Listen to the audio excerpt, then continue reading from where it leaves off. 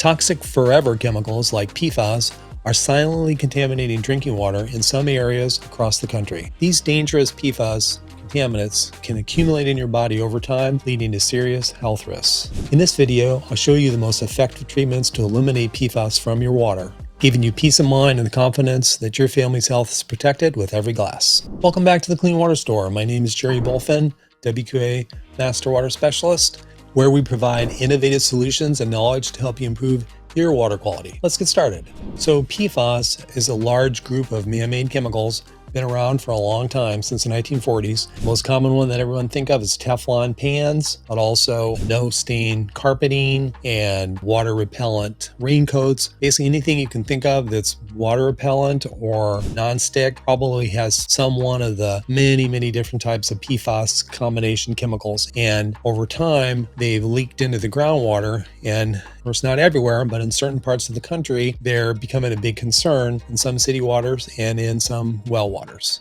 So why are PFAS a concern?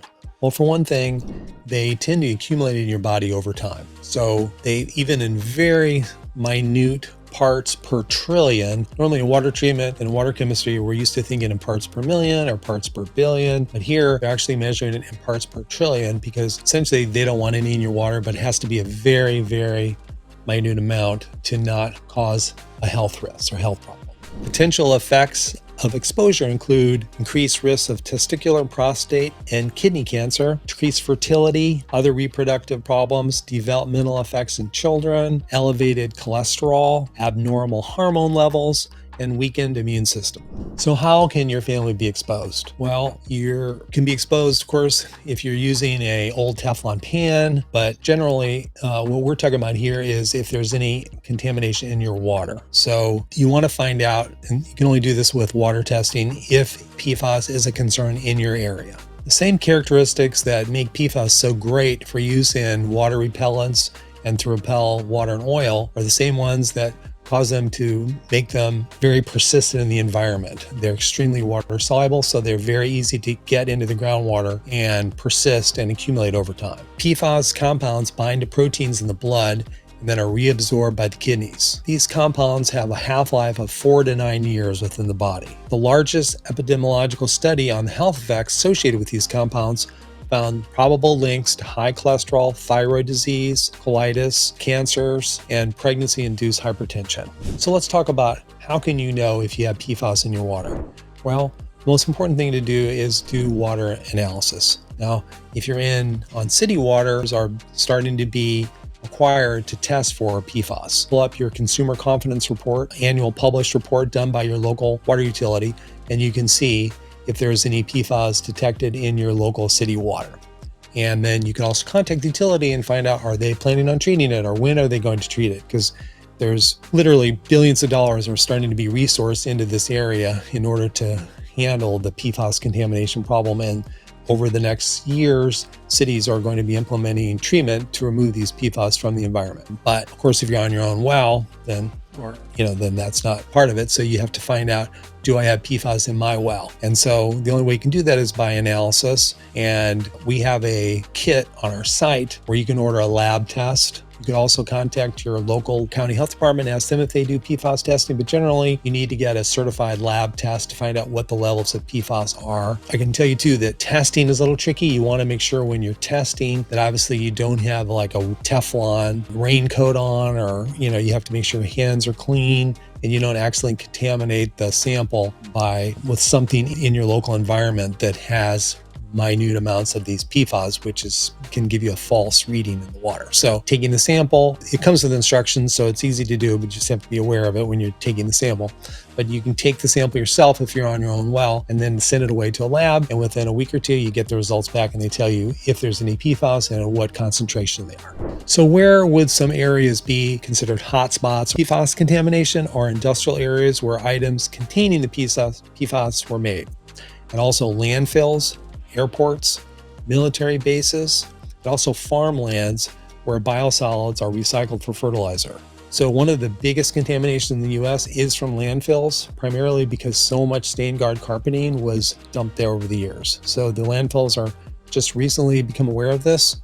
I was at a PFAS symposium last year. One of the largest waste management company in the country was giving a speech, and they were talking about how this thing kind of snuck up on them. They didn't realize thousands of tons of carbonating that were deposited in landfills have been slowly leaching these PFAS into the water. So landfills are a big one, and also some farmland where they were taking biosolids, basically human sewage and other type of sewage, and recycling it as fertilizer, like clean it and process cycle it. But unfortunately, that had PFAS in it. And military bases are a big one. Airports are another one where they're using to test and also get flame retardants. Any place where they're spraying flame retardant that contains PFAS. So unfortunately, fighting forest fires, they used to use a lot of this stuff, and it would be sprayed right on the ground and can potentially contaminate remote areas with PFAS. So again, the only way to know for sure if you're in one of those areas is to have your water tested.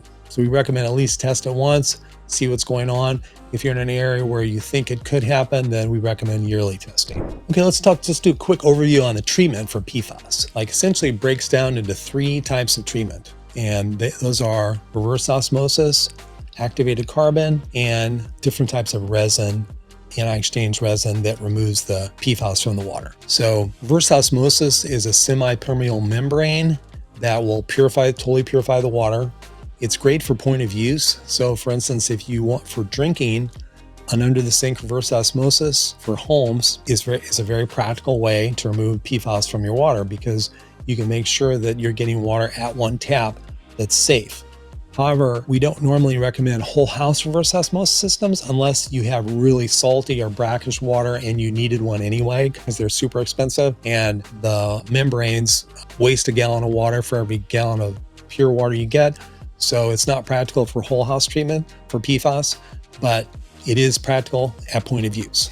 The next one would be activated carbon. There's several different types of activated carbon systems that are available. Essentially, the activated carbon will absorb and remove the PFAS as the water flows through it. However, we're not talking about a simple cartridge. You need quite a large tank of carbon for us, even say a standard home of say 2 bathrooms with 3 or 4 persons in it. You need a pretty large carbon filter system in order to give you the flow rate, because the water has to go through the carbon very slowly. So it has to be the appropriate type of carbon, that's easy, but you have to have enough empty bed contact time, they call it, where the water is actually flowing through at a slow enough rate where it's actually doing the removal. The other problem with activated carbon is it doesn't really last that long. So even though you've got this big tank of carbon, like for home, it could be anywhere from like 1 or 2 feet diameter by 5-6 feet tall, depending on the size of the home. You might, every couple of years, you might have to change it. So it's not impractical, but generally tanks of activated carbon we're finding are not necessarily the best way to go for whole house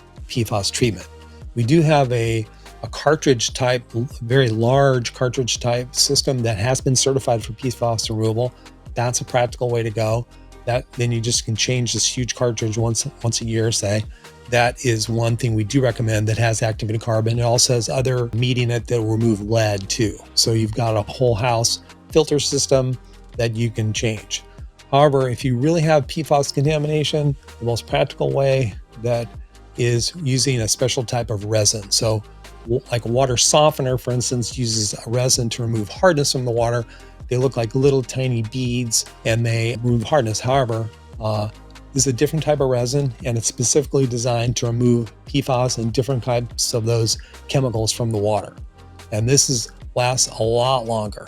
And so it's much cheaper and more practical for whole house removal than the activated carbon or even the cartridge type activated carbon system we found. So if you want more information on that, click the link below in the description and we can give you more information on those whole house PFAS treatment systems. So just to review, basically you want to start out finding out what is your water chemistry and knowing what other contaminants in your water besides the PFAS. Is the water hard? Is there other contaminants such as iron or manganese that could foul PFAS resin? If you did need to remove PFAS, you want to get a water test report first. Secondly, you want to figure out what size you need. There's a couple different sizes depending on the size of your home. So you size it based on the flow rate or how many gallons per minute you're going to be using, which is essentially based on the number of persons in your home and how many bathrooms you have. And then thirdly, you want to set up a way to monitor the system. So once you put it in, Then you want to do periodic testing to make sure you know when to change and service the system, but it's usually years. So in other words, these are the ones we recommend. We don't recommend any one that needs to be maintained monthly or whatever. You get a system that'll last well over a year, usually several years, before you'd have to unscrew the head, dump out the resin inside, and pour new resin in. And again, if you'd like more information on that, I put a link in the description below to a guide that'll give you the basics on PFAS and how you can test and the different options on how to treat it. So I gave you a good overview of problem and effective treatment for your water. And in order to make it simpler, I also made a series of videos that go into each one of these treatment systems in more depth. So click the video on your screen right now, and I'll see you there.